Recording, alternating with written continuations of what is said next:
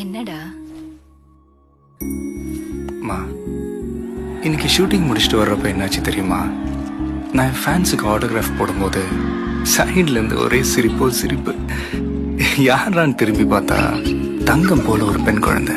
நான் சின்ன வயசுல பண்ண மாதிரி அம்மாவோட ஜிம்மிக்கு ஆட்டி விட்டு விளையாடிட்டு இருந்தா. அப்படியே சென்டிமெண்ட் ஆயிட்டம்மா.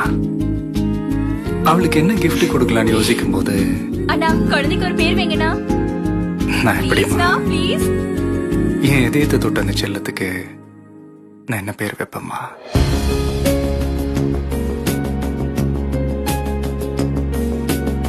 ஷோபா எங்க அம்மாவோட பேரு. தங்கமான உறவுகள் அளந்து பார்க்க முடியாது. ஜோஸ் ஆலுகாஸ், இது தங்கமான உறவு.